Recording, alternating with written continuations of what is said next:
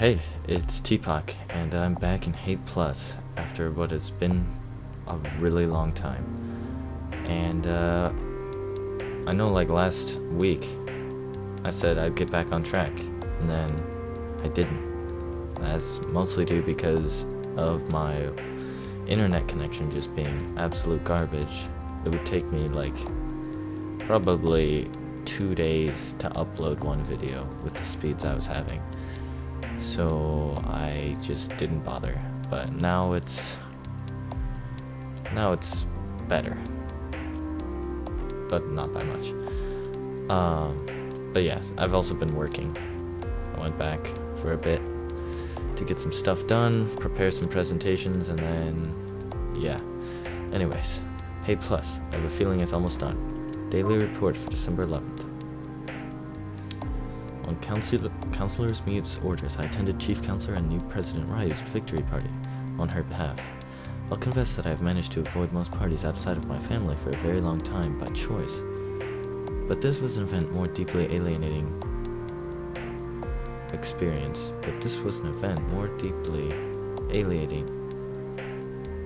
An even more deeply alienating experience than I expected in light of that. The entire council, excluding the Council of Security of course, was in attendance, as well as various men from the Ryu family who were apparently involved in this campaign, and several of the electoral monitors, one I stared down on earlier this week, included.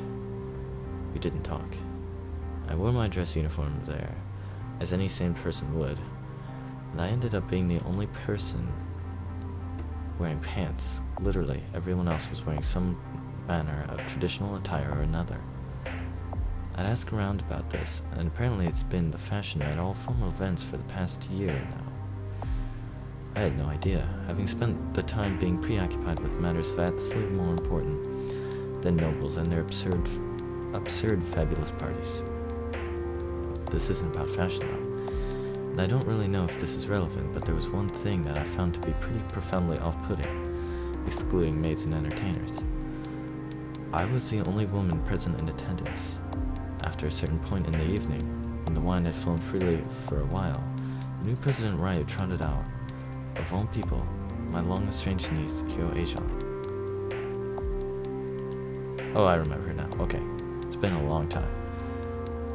While she sang dramatic love songs in uncomfortably intimate quarters with several counselors, I discreetly interrogated one of the maids. Evidently, Aejong had been unable to support herself and her younger sister based off theater income anymore, and was now living under Ryu's roof, providing entertainment for his visitors. I'm utterly certain that Aejong is an only child, but never mind that, for now. I feel like I've read this now. I don't remember. It's been long enough. I'm gonna reread it.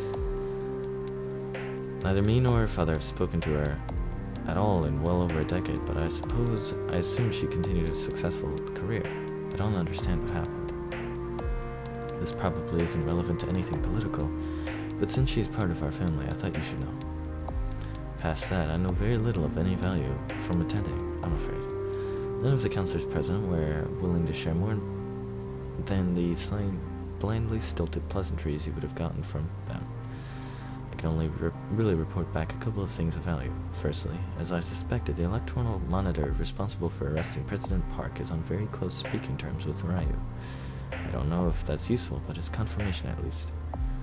The second and most important thing is not good. I overheard a very drunk counselor of justice. I didn't realize I was standing nearby, saying, and I quote, "Tried to get it out of him, but it looks like the only person who knows the password is that bitch." Fortunately, I wasn't able to make out anything more from him, thanks to some very loud singing from Aejong drowning them out. Beyond that, I was unable to learn anything else. There's nothing of tremendous use in there, I'm afraid. And that is my report for today. I think... Why are these in my unread messages if they're read? This one's not read, because she's saying something. From my internal logs in the Hyo household during our family meeting. "So young, we got a serious problem," I said immediately after appearing on her living room computer screen. Has the situation with the council gotten worse? She asked. Yes, obviously, I said, as if she couldn't tell. The very first meeting of the council after the election, and suddenly Chief Counselor Ryu has dropped any presence of civility. He ran through a budget change that will cut security's budget in half to give to the electoral monitors instead, immediately. This is the first meeting. Wait, you can't be serious, she said, shocked. That's impossible. We're already short-staffed as it is. We can't afford that. Well, yeah, and it turns out the security veto isn't that much good when one man has the power to both propose legislation and also override the veto. I said. At that moment, I felt overwhelmed by ire. I could barely even get in anything. Okay, they talked over me. The counselor of the Maganghua literally fucking talked over me. The counselor of security. The whole time. Of all the audacious. I think that's how you say it. I guess she must have felt powerless, huh? Like I'd expect the same thing if I spoke out of turn to a superior. She said, looking angry as angry to hear that I was to say it. I can't believe they'd do that to you. To you. There's another thing that isn't right, though, I started. What could be worse than showing you that kind of disrespect, she asked. Well, it was Ryu himself who proposed the legislation, I said, without even the slightest bit of argument from anyone but me. I don't understand, she said. I felt disappointed. She should be able to catch what was weird about that immediately. Because when it comes down to proposing legislation, he's just the Counselor of Captaincy, right? But that should be under the purview of the Counselor of State, I said. So he has him on his side, she said. That isn't very unusual. Political alliances aren't weird. Certainly there's been legislation proposed by other counselors as a proxy for him before, but now he's not even putting up that facade. What's weird is that apparently the entire council is literally eating out of his hand. If they're letting him get even overtly be responsible for proposing legislation, I said. Really? I had assumed that they'd been looking for proper legislation before, she said, still looking confused. Sure, the Unity Act, but that was something that was directly about him. I said, certain that was the only piece of legislation that he proposed himself rather than getting one of the new counselors to do it. I ran a check through every single set of minutes of the new council to be sure. Certain enough, every act and amendment had been proposed by someone else. Really? She said, looking puzzled. Are you sure? When I said that, I did another check of the data to be sure. Again, nothing proposed by him directly. I'm sure I just checked, and despite there being pieces of legislation that were almost certainly his idea, none of them came from Chief Counselor Ryu himself. Every single one was proposed by one of those idiot new council, and then I suddenly stopped. My own freezing making my slowest processor reanalyze my search conditions. They were faulty. Of course they were faulty, it was too narrow. Oh no, I said. Yeah, I guess we knew that. Of course you're right, Lieutenant. I'm getting too old for this, too slow. I would have made the connection instantly when I was your age. The Meritocracy Act, right? She said. Of course. We even wondered at the time if it was a power play, didn't we? Yeah, we did. But you thought it was out of character, I said, recalling that evening. Oh, no, I'm so sorry. It's my fault, she started to say before I cut her off. No, of course it's not. Didn't seem plausible at the time. I still don't get how, if the exams were rigged somehow, surely Counselor O would still be on the council. She'd never give up his position, absolutely no matter what. Right, she said. I mean, that was the point of having them be held by the university, so the old Counselor O could control them. Okay, what if he tried to, but someone beneath him refused to? I asked, processing out loud. Wait, they can't be talking about Yuna, right? He would have just assumed they were taking the moral high ground. Oh, and of course he wouldn't have said anything. He was a stupid man, but hardly stupid enough to raise an indignation about failing to fix exams, said So-young, nodding. It doesn't matter, though. It's just a theory. It's not like we can act on that. We can't prove anything, I said. Well, maybe, she said quietly, looking away. Maybe what? I asked. Pardon me, never mind. I'm sorry, ma'am. I was about to suggest something that you wouldn't like, she said, still softly. Lieutenant, tell me. That's an order. Let's at least hear it, I said. Well, we could go through the logs of everyone at the university, see if anything incriminating comes up, she said quietly. We could not. This isn't right. I don't believe this. We could not? Reading through the private documents of nobles, I said, shocked. That's absolutely impossible. Well, actually, you do have the root password, she said. She was clearly ashamed by the suggestion, but still going through with it. She was right, though. It's illegal. That's a line too far, monsieur, I said sternly. I know, but what else can we do? We already know that Ryu doesn't care about the law, she said. Wait, old me could do that. I could never have used the root password. I'm not capable. Do you think it was changed when you woke up? After a day where it had become clear that my political power had been reduced to nothing, it was hard to argue with that. I recalled the last time something drastic happened, and that was definitely not resolved through legal means. You mean, do I think Queen Yuna did it? I guess so. It still made me deeply uncomfortable. Okay, you're right, we can at least look through them, I said. If we find anything incriminating about Counselor Ryu, well, at least we'll know. I don't know what we'll do from there, but at least we'll know. Very well, she said, nodding a little. She really was conspiring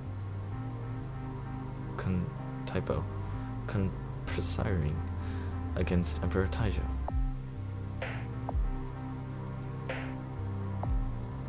Right. Well, it's gonna take a while. Let's go through the first of files of every single person who was working for Magunghwa University at the time, in sequential order. See if anything stands out, I said, and started the search. Okay. What the hell is up with all these nobles writing in Chinese? So far everyone has. I don't get it. I commented while running my analysis. How is this so widespread? I stopped mid-sentence. I hadn't found what I was looking for, but I found something even bigger. While searching for the files of Yuna, the president of Magunghwa University, I looked at So-young, and she seemed far too anxious to just tell her as is. This is going to take me a while to find anything. You should go get some tea, I told her. If you say so, she said. She started to call out to Miss Lim, but I stopped her, telling her she should make it herself. She didn't understand why, but she got up and went to do it. In a couple of minutes, she returned. Anything yet? She asked. Pour the tea first, I told her firmly. All right, ma'am, she said, puzzled but did it. Now sit down and drink it, I said. She did. She seemed baffled, but a little calmer. Did you find anything yet? She asked. I don't have conclusive proof, but yes. As far as I can tell, for the past 6 years, Magunghwa University President Yuna has been having an illicit relationship with Chief Counselor Ryu, I said. But I found something even more important. What could that be? What could be? She asked. Okay, before I say this, I just want you to know, I'm going to do whatever it takes to get through this, okay? I promise I'm going to stop at nothing to destroy this man and his awful political movement. Once and for all, do you understand? I said to her.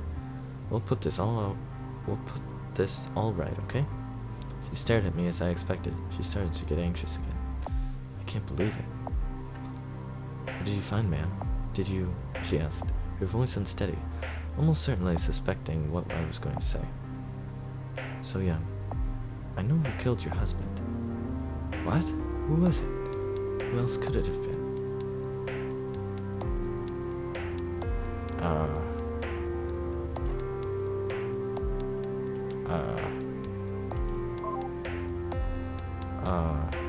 I'm with Yune.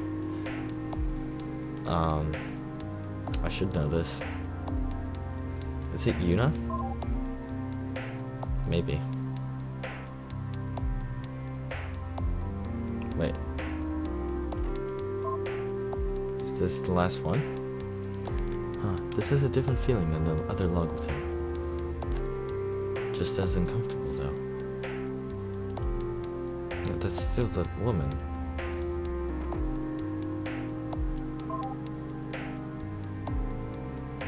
What? Oh, him as Chief Counselor Smith. Okay. Okay. It makes sense now. We met former Chief Counselor Smith at Royal, the same place we did 7 years ago, in the same private room as before. This time, though, Mute arrived exactly on schedule. You know, ladies, I don't envy you at all, he said. It's so nice to look at what's happened to the Muganghwa Council and think, not my problem anymore. The last time I saw you, Miss Yo, you still had black hair. I'll sleep when I'm dead, he said. Don't have the time for it otherwise. How's your family? Mute asked politely. It must be nice to have them as much as you want to spend. Have as much time as you want to spend with them. Oh, please. Like either of you care about my family, he scoffed. I still keep up with current events, you know. I know exactly why you're here. You screwed up, and your poster boy for mediocrity didn't turn out the way you planned, did he? I don't get if old Mute put Emperor Taijo into power, why she'd want to take it away. He looked at me, expecting a response. I guess last time, I was easily baited by him. Not this time. I let Counselor Mute do the talking. She had far more confidence than I was able to muster anymore. I keep clicking by accident. Yep, we sure did, she said, smiling.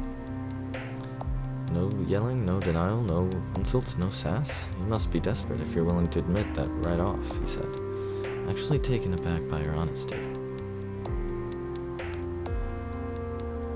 This isn't right. We created a monster, plain and simple, she said, stifling a look of annoyance. It was a bad call. Who could have known underneath all that shy uselessness was a secret totalitarian? He's out of control, I said, trying to restrain too much of my scorn for the man who had a part in murdering my own husband. He really is, Mute said. What do you want from me? I have no political power anymore. These young men that have taken over politics, there's no place anymore for old men like me. You still look young to me, she said. Respecting elders is most important, but this isn't... Wouldn't old Mute be the oldest by far?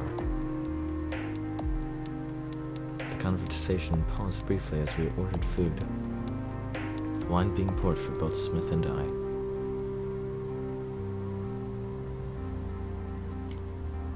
Well, we can't all live forever. Guess it must be a lot worse to be an old woman in politics than an old man these days, he said. Honestly, though, I might seem like I've gotten softer, but I still hate your guts. But like she's bringing her up to be manipulative, isn't she, though? Counselor Mute, you were the biggest pain in my ass for my entire career. I think you got what you had coming. Good. I'd have no use for you if you didn't, Mr. Smith. I'm about to propose something absolutely crazy, okay? And the only way we'll ever be able to pull it off is if even someone who hates me is on board with it, she said. And I know what you care about at heart is the best interests of this ship. You're wrong. What I care about are the best interests of my grandchildren. Oh, don't be pedantic. They align, and you know it.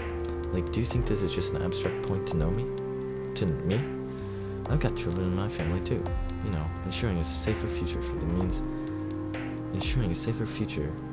my family's little Sohee.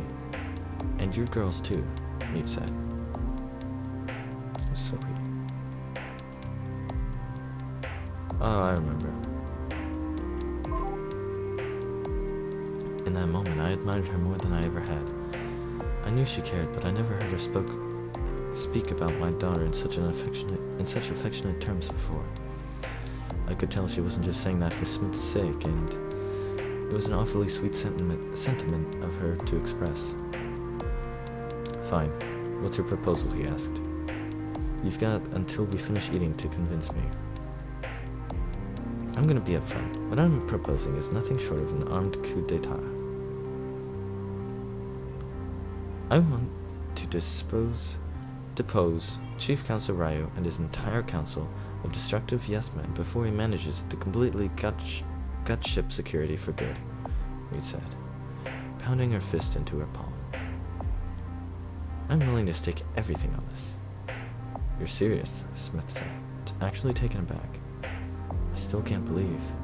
If only she hadn't...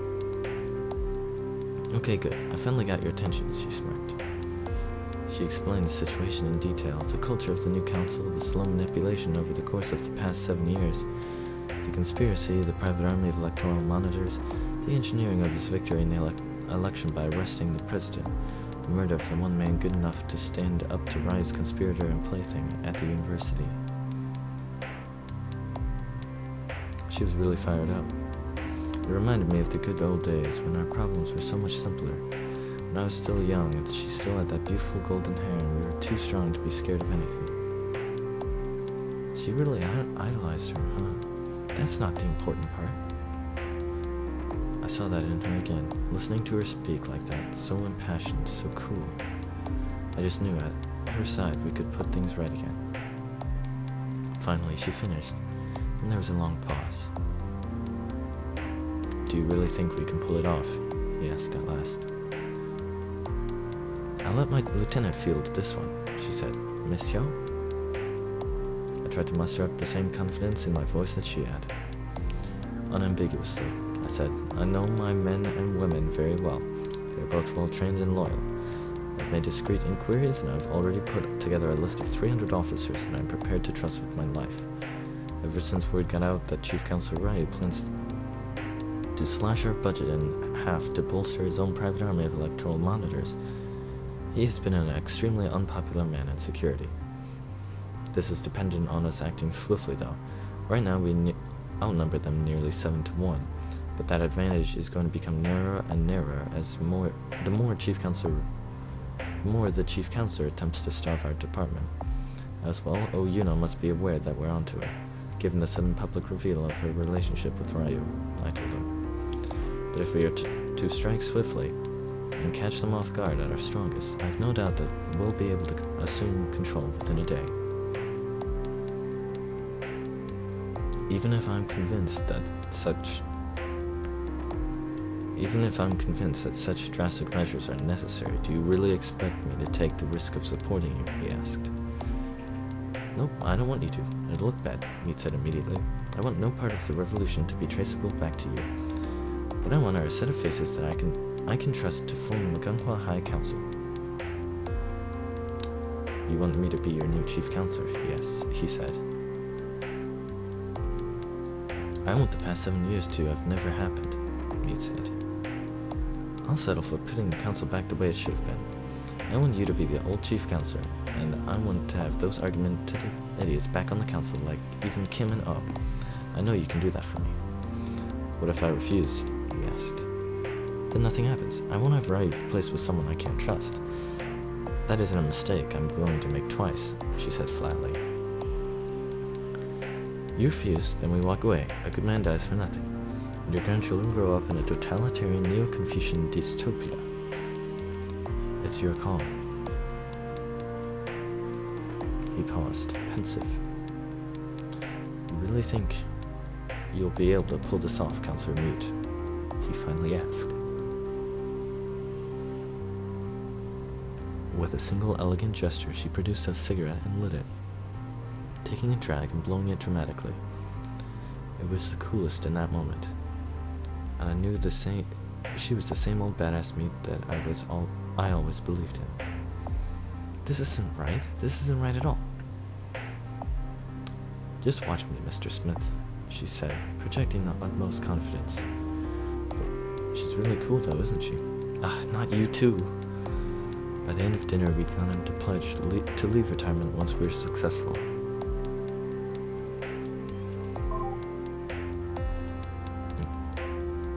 Yeah, that is it. So I guess this is it then.